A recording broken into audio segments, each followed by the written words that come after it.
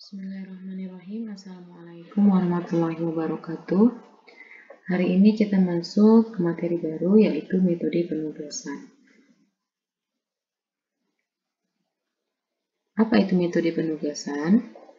Metode penugasan disebut juga dengan assignment atau pengarian metode, yang merupakan metode untuk menentukan alokasi sumber daya ke suatu tugas tertentu secara satu persatu atau one by one. Penugasan dapat juga diartikan pemberian tugas atau pekerjaan terhadap karyawan. Contohnya, seorang manajer ini menugaskan 5 pegawainya untuk mengerjakan 5 tugas yang akan dikerjakan, serta menentukan tugas-tugas dari masing-masing karyawan tersebut.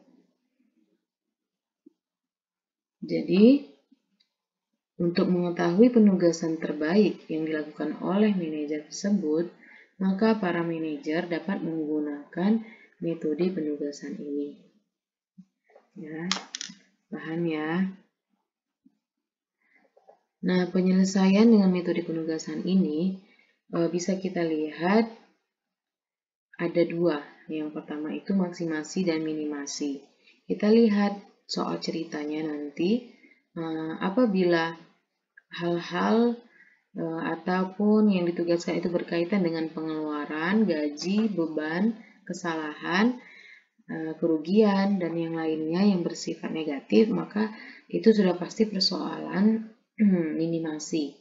Dan sebaliknya, bila berkaitan dengan perolehan, pendapatan, laba, prestasi, ataupun hal-hal lain yang bersifat positif, itu berarti persoalan tentang maksimasi. Nah, berikut ini ada langkah penyelesaian dengan metode Hungarian untuk kasus minimasi. Nah, yang pertama mencari angka terkecil pada setiap baris, kemudian kurangi angka yang ada pada setiap baris dengan angka terkecil, dan seterusnya.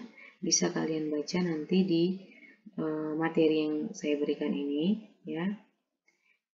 Jadi nanti untuk menentukan apakah penugasan yang kita lakukan sudah maksimal atau maksudnya sudah sesuai atau belum, kita bisa lihat dengan rumus ini. Jumlah garis sama dengan jumlah baris sama dengan jumlah kolom. Kalau belum sesuai, maka lanjutkan langkah yang berikut ini.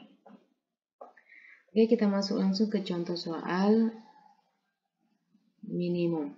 Ya, contoh soal kasus minimum. Seorang manajer kafe akan menugaskan karyawannya Anto, Tony, Dodi, dan Bayu untuk membuka warung anak cabang perusahaan. Kerjaan yang akan diberikan kepada karyawan tersebut diantaranya pelayan, kasir, satpam, dan koki. Tentukanlah pekerjaan yang tepat untuk setiap karyawan supaya biaya yang dikeluarkan minimum. Berikut tabel karyawan dan pekerjaan beserta biaya pengeluarannya.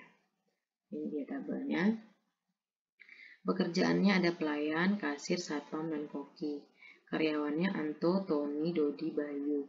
Nah, ini biaya yang akan dikeluarkan. Maksudnya biaya bagaimana? Bisa saja, anggap sajalah ini seperti biaya ongkos atau biaya gaji gitu ya. Jadi jika Anto menjadi pelayan, maka akan mengeluarkan biaya 2. Jika Anto menjadi kasir, maka akan mengeluarkan biaya 8. Jika Anto menjadi satpam, maka akan mengeluarkan biaya 12. Dan jika Anto menjadi koki, maka akan mengeluarkan biaya 6. Nah, kita ingin lihat dengan menggunakan metode Hungarian method. Ya. Mana penugasan terbaik ya dari tabel berikut ini. Ya, kita lihat cara penyelesaiannya. Tadi yang pertama, mencari angka terkecil pada setiap baris. Nah, saya salin tabelnya di sini. Nah, kemudian kita mau lihat angka terkecil pada setiap baris. Kita lihat baris pertama, angka terkecilnya itu adalah 2. Baris kedua, angka terkecilnya adalah 14. Dan baris ketiga, angka terkecilnya 8. Dan baris keempat, angka terkecilnya 10. Kita lanjut ke tahapan yang kedua. Sudah kita temukan angka terkecil pada setiap baris, kemudian kita kurangkan. Kita kurangkan. Tadi pada baris pertama angka terkecilnya adalah 2. Jadi 2 kurang 2, 0. Kemudian 2 kurang 8, 6. 2 kurang 12, 10. 2 kurang 6, 4. Ya, bisa dilihat di sini. Kita kurangkan. Kemudian yang kedua, baris kedua kita kurangkan dengan 14. Ya, kita kurangkan dengan 14. Dapatlah hasilnya Tony 4, ya, Kasir 0, Satpam 6, dan Koki 4. Nah, tadi di sini kan di sini angkanya berapa tadi? 18 ya. Kita lihat ya 18. Nah, 18 kurang 14 4, 14 kurang 14 0, 20 kurang 14 6, dan 18 kurang 14 4. Nah, seperti itu. Untuk yang ke baris ketiganya juga sama seperti tadi, kurangi angka terkecil, kurangi angka dari setiap baris itu terhadap angka yang terkecil tadi. Ya, kurangi angka yang ada pada setiap baris dengan angka terkecil. Gitu ya. Kemudian sudah kita dapati, sudah kita kurangi semua dengan angka terkecil tadi. Kemudian kita cari dari tabel yang ini, kita cari angka terkecil pada setiap kolom. Nah, kita lihat angka terkecil pada setiap kolom. Yang terkecil di sini 0, kolom pelayan 0. Kalau ada 2, pilih 1 saja sembarang. Kasir 0, Satpam 6, Koki 0. Nah, kita lihat yang tidak ada angka 0 di sini di kolom Satpam. Jadi, ini yang kita kurangi. Nah, kalau yang 0 ini kita kurangi juga sebenarnya, tapi karena pengurangannya 0, tapi jadi jumlahnya tetap sama, ya. Paham ya? Jadi kita lihat ada perubahan di Satpam. Seperti 10 kurang 6 4, 6 kurang 6 0, 14 kurang 6 adalah 8, 6 kurang 6 0. Sudah dapat nolnya.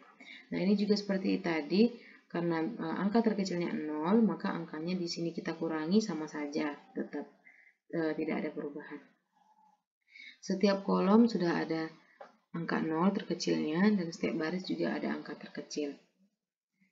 Kemudian yang kelima, kita melakukan row scanning atau memindai garis vertikal ataupun horizontal seminim mungkin dengan melalui angka 0 terbanyak, ya. Seminim mungkin dengan melalui angka 0 terbanyak. Kita lihat di sini baris pelayan ini angka 0-nya ada 2, 1, 2. Jadi kita lakukan row scanning. Kita buat garis. Nah, terus kemudian kita lihat lagi di baris Tony, baris kedua, 0-nya ada 2, kita tarik garis row scanning. Begitu juga dengan baris keempat, ya. 0-nya ada 2, kita tarik row scanning. Sudah kita temukan ada 3 garis. Nah, ini kenapa tidak kita buat row scanning seperti ini? Tidak, karena 0-nya sudah tercoret. Jadi tidak perlu kita tarik row scanning lagi di sini. Ya, dan tidak bisa. Oke. Jadi ada 3 garis. Nah, tadi di atas untuk menentukannya kita harus melihat apakah jumlah garis dan jumlah baris dan jumlah tabel itu sama. Nah, kita lihat di sini jumlah garisnya 3, sedangkan jumlah baris dan jumlah tabel itu ada 4. Ya, masing-masing 4. Berarti belum sesuai, belum optimal. Jadi kita akan melakukan